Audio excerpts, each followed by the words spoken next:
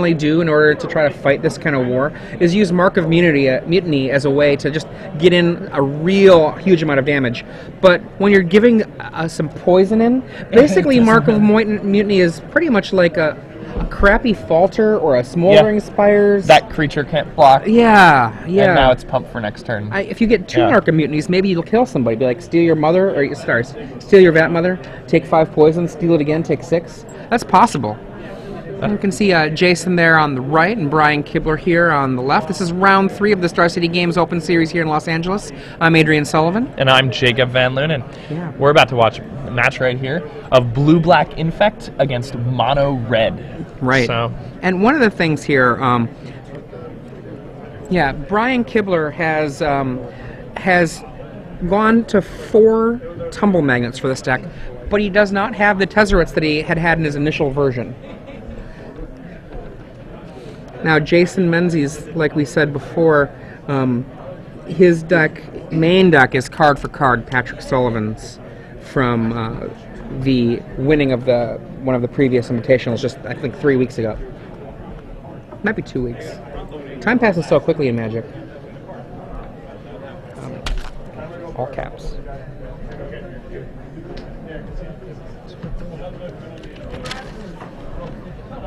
Okay.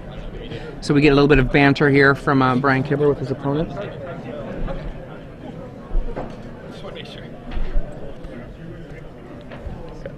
Yeah, now talking back and forth. Now, one of the things that I'm really excited about here is I'm excited to see about if Jason's deck on the play is just going to run over Brian. Because one thing that Brian was talking about is that he's not playing cheap spot removal. You know, he thinks those cards aren't good in a metagame that's full of Squadron Hawks and Stoneforge Mystics. That they're just embarrassing when your opponent plays a Squadron Hawk. But it's embarrassing to not have them when you're playing against Mono Red on the draw, which is a pretty important point here.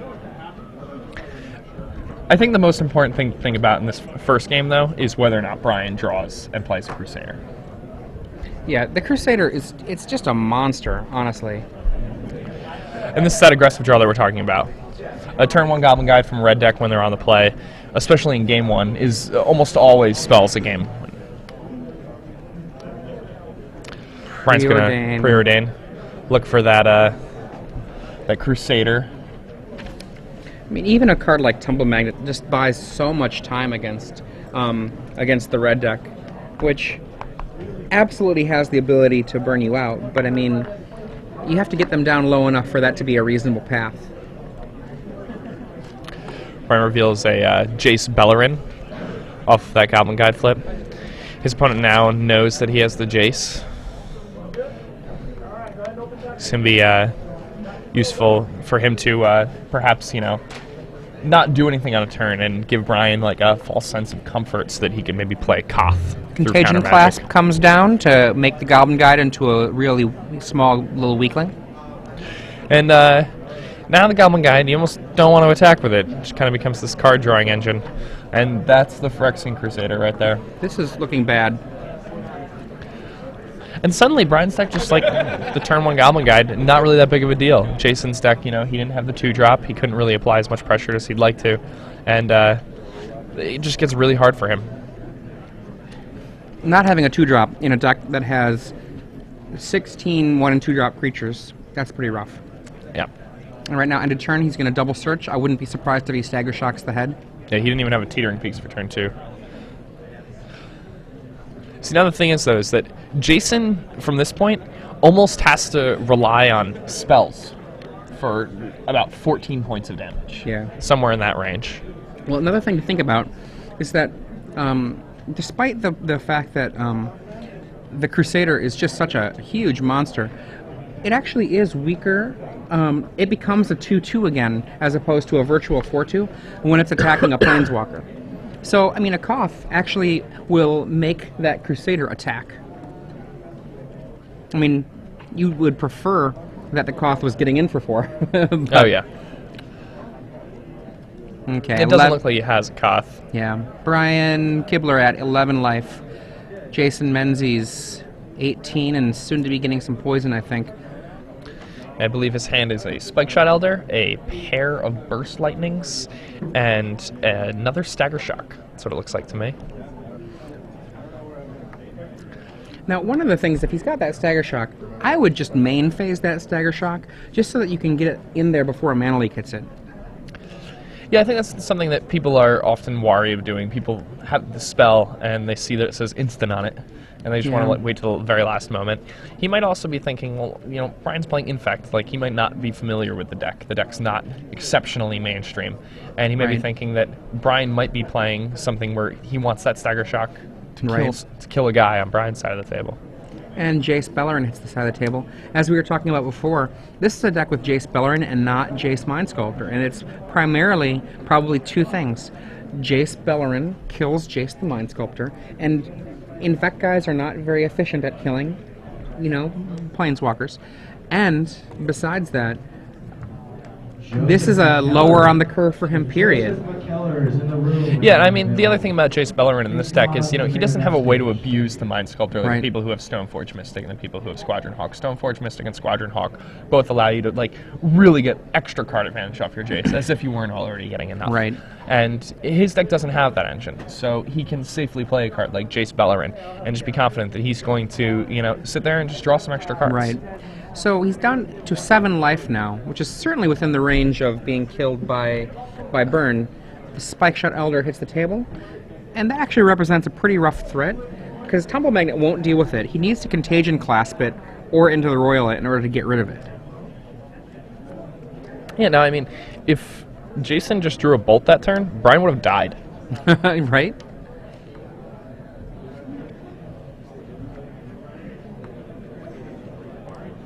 Okay, so we know that Jason has 2 Burst Lightnings and 1 other card. 1 mystery spell. Yeah, one thing that I haven't been able to pick out. I believe I saw in Brian Kibler's hand 1 Mana Leak, but I'm not 100% sure on that with the glare on that image. It may also be his Into the Royal. Oh, that would be pretty saucy. It looks like a Mana Leak to me, though. No, I can't see his hand very well. Now, something that I'm really interested to see is how the red deck is going to try to sideboard against this. Like, will he bring in his Manic Vandals? Like, I think if he knows... If he knows what's going on, he should bring in the Manic Vandal. The question is whether he knows or not. Yeah. That is the big question. I mean, I don't feel... But will Brian be taking out? You want the Tumble Magnets in this matchup, you know? You want the Contagion Clasps. I mean, but if your opponent has cards like Manic Vandal, do you want those cards? I mean... Like, aren't your cards like Necropede and things like that, like, very good also? But Necropede still gets Vandaled. You can't just take out... Ooh, and there's a Contagion Clasp, and that's exactly what Brian needed there.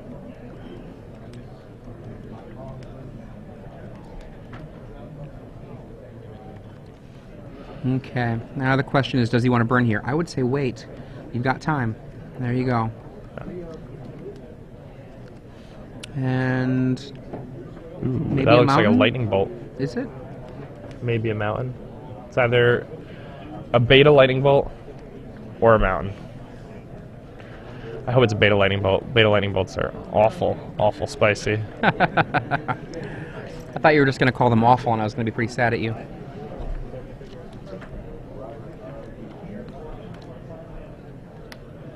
Oof. And we see a burst lightning to the head. And Brian will say, okay, I'll go to 5. Yep. And his opponent's going to say, I'll burst lightning you again. Brian will say, okay, I'll go to 3. Okay. And then just say, go, Jason. Now, Jason might say, bolt you, in which case Brian will certainly say Mana Leak. Okay, we still got that. Oh, we got the Mana Leak out. We got the Mana Leak on that burst lightning, so that makes him at 5. Yeah, so now Brian goes to 2, yes.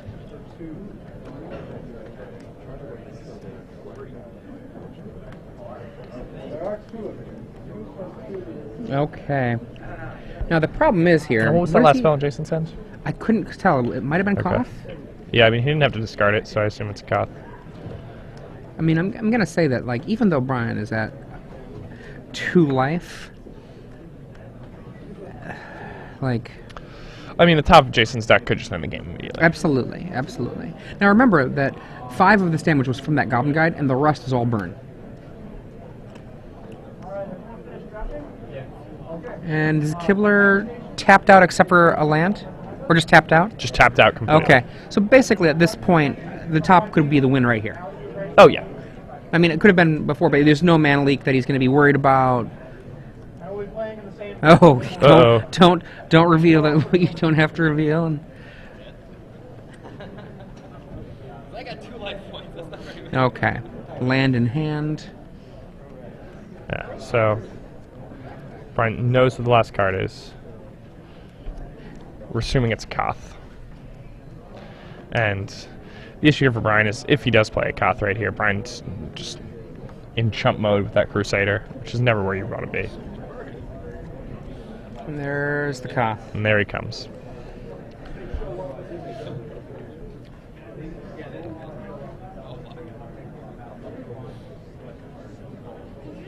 Yep. And Brian takes the game. Brian plays Together X and attacks everybody. Yep. That'll be it. That's it. Wow. All she wrote. Now, again, Skitherix in this So case scary. is effectively an 8/4 creature. In Oh, terms yeah. 8/4 haste for 6. 8/4 flying or generating haste for 6. I mean, in terms of when we think about poison as the equivalent of double strike, right? It's not literally those numbers, but, you know, effectively it's those numbers. Before, when Brian was in the booth, he was talking about Matt Sperling's rogue deck, the green-white deck, and that deck looked very similar to the deck that we just saw win the Grand Prix trial in Barcelona. What does it look like? He's playing a Jumanji deck that's playing Gideon.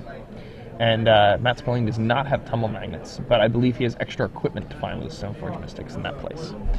So one of the cards I was curious what you thought about. In the Tezzeret builds that have more artifacts, I've been seeing Livewire Lash in this kind of black-blue deck to go with. Usually, the thing I see for the creatures is they run a little bit more creatures than Brian is running. Brian has 4 Phyrexian Crusaders, 4 Necropedes, 2 Skitherix. They run those creatures and often run 3 or 4 Vat Mother as well. But Livewire Lash seemed pretty exciting. I mean, +2/+0 for a creature that's equipped with it, which is the equivalent to +4/+0. And then if it's targeted, being able to have the creature deal damage. So that means if you burn the Vat Mother, that means you give your opponent 2 poison. If they burn it again, you give your opponent 2 poison. Yeah. I mean, Livewire Lash is a card that becomes much stronger in an Infect deck. Yeah. I think we were seeing that initially in some of the mono-green Infect lists that showed up right away in Standard. They never really made a splash, but that was one of Zach the cards Hill you was would always see. a fan. Yeah. Now, one thing that's interesting that I saw on MagicTheGathering.com was they were talking about the best-selling cards at the beginning of the Grand Prix that's happening right now over in Europe, and Gargomazoa was apparently sold out at every vendor booth. That's funny. And think about that in like a more controlling blue-white deck, just how badly that puts the brakes on everybody. The white decks like really only have like Day as a way to deal with that card, like they can't condemn it out of the way, and just it turns off their swords forever. It's one of those cards that I definitely think has a real value in a sword world, though Sword of Body and Mind can push right past it. So, Kibler's list has access, after board, to possible cards like Disfigure, Flash Freeze, Doomblade, Go for the Throat, and Phyrexian Vat Mother. Now, if he were to put all of those in, that would be, that would be 13 cards. I have a feeling he's not going to put those all in. But what does he want to take out? I think Mana Leaks are not that exciting. I think the Mana Leaks can get out of here. The Deprives can get out of here. The Into the Royals can get out of here. That's 6 easy cards. I think you don't want the Tumble Magnet. Yeah? I think, especially if you assume your opponent's bringing cards like Manic Vandal, like it really just sets you up to get blown out. Okay, so maybe then you have 10 cards to come out. That's a lot of cards you can take out that might come out reasonably. And you'd bring in point removal in the form of Disfigure, Doomblade, Go for the Throat, and you could bring in your Flash Freeze and your Vat Mother. So I mean, right there, that's 11 cards. So if you wanted to, you could kill one more card, or you could just leave one of your cards in the sideboard, like maybe only 2 Vat Mother come in. But I wouldn't be surprised if 1 Preordain left the building.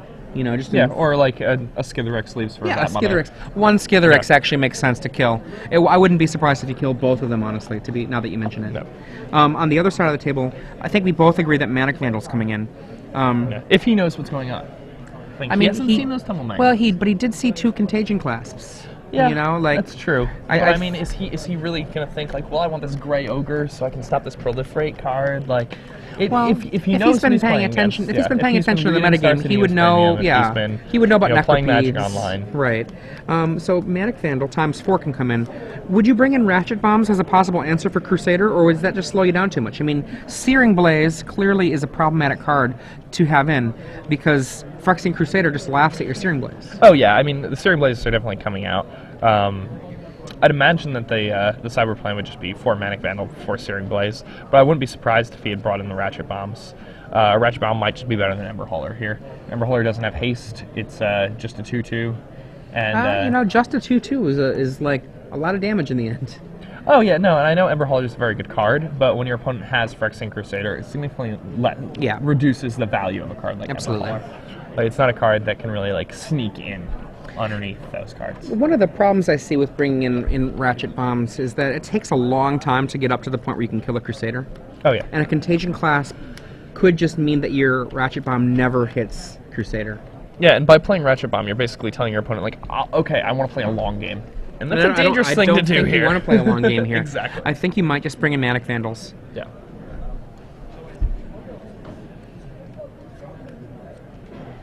Okay. They both sideboarded up, brought up their hands. It looks like... Is Jason mulliganing here, it looks like? I believe he is. Going down to 6 cards here. Yeah. The red decks, they don't mulligan as often as the other decks, but I feel like mulliganing is quite a bit worse for them. Once the game winds down and you're a red deck, you get to this point where like your cards, especially your burn spells, have a lot of value because that's how you have to win. Like you have to go over the top. And having less cards in your opening hand, it makes your clock a full turn slower, even if you're curving out the same way. Right. Now I look at this list that Patrick Sullivan put together, and to me it looks a lot like a Sly list, really. You know, people have been calling it Red Deck Wins, but I don't see the that name being appropriate. But, you know, I understand I'm fighting against a losing battle there when it comes to names. One of the things to look at with this, he curves out really nicely just in general. 8 1-drops, 8 2-drops, and then the middle of the game, his plan is just to like burn things out. So his 3-drops are essentially Spike Shot Elder activations and double threading. And then he closes out the curve with Koth. And 6 cards. Let's see what we get for Jason. And Goblin Guide? Yes, Goblin Guide. Coming on in. Goblin Guide shows, I think that was Inquisition of Kozilek. It was Inquisition of Kozilek. Now, Inquisition's just really good against the red decks. Yeah. Patrick and I like to joke with each other about, and actually my friend Ronnie Serio too, about Goblin Guide being a card with a special ability, not a drawback. Now he knows there's an Inquisition there. Well, now he knows Brian has a disfigure. Yes. Now, what's going to be interesting to see is he going to play this Teetering Peaks? Because, you know, like this could just be the sickest next level ever from Brian. If he doesn't have the disfigure? He doesn't have the disfigure, but it's pretty difficult for his opponent to, you know, not play around disfigure in the spot. And he did not play the Teetering Peaks. Here's the thing, right? You would prefer. Maybe you don't attack. I think you do. I think if he has a 2-drop, you attack. There's the disfigure. Okay. If he has a 2-drop, then that was fine. Or even a better 1-drop like I think Spike Shot Elder. If he does not have that drop, then I think that was a mistake.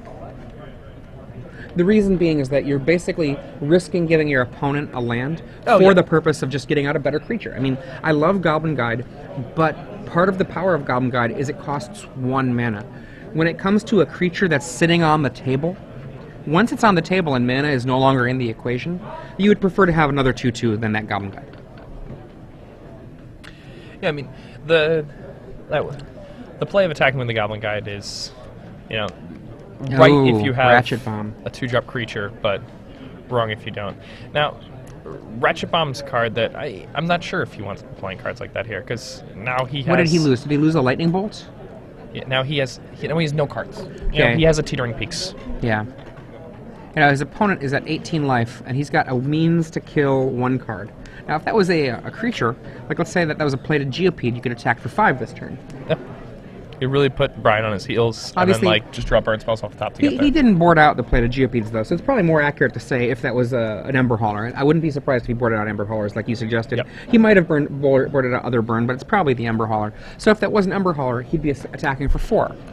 Now, granted, there is now a Crusader in play. Yeah.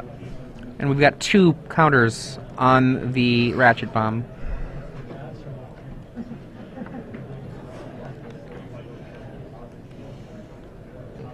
And land and go. Yep. And Brian's going to get in for 2 poison here before the bomb blows up his Crusader. Yep. I don't believe that Brian would, if he has another Crusader, drop it on the table. So it's just going to be a 1-for-1 slow kill of a Crusader. I mean, Brian is sitting so pretty here. This is a really good spot for him. And we have to remember, though, he did use a lot of cards to empty out his opponent's hand. I think so. His deck does a much better job of refilling on those cards than his opponent's.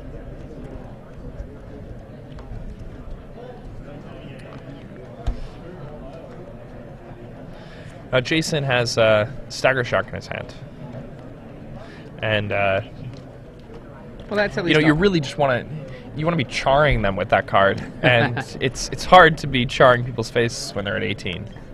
Yes. And boom, boom goes. And there I don't goes know if you even Crusader. actually do that. I think you might take the poison and then wait.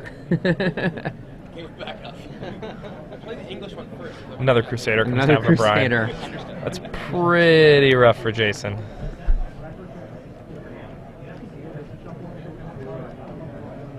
Yeah, this is a hard position to be in. The chance right now for Jason to win, basically Kibler, I think, has to have pretty much very few cards in the way of answers, and Jason has to get a Koth down next turn. I mean, that's just about it.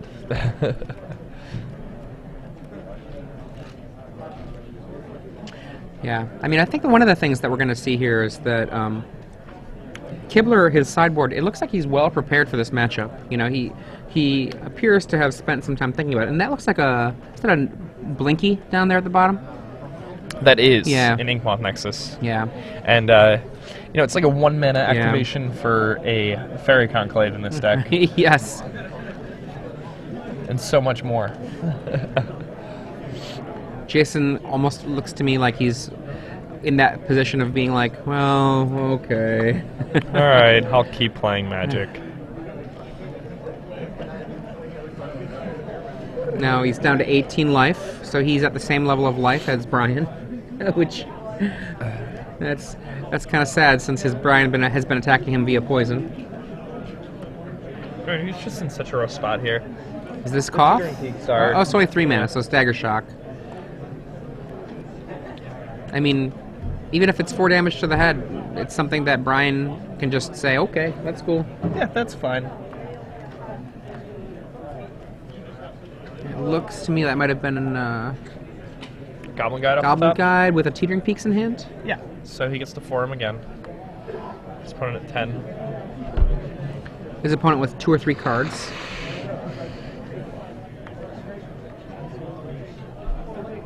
Here's the guide. Here's the peaks.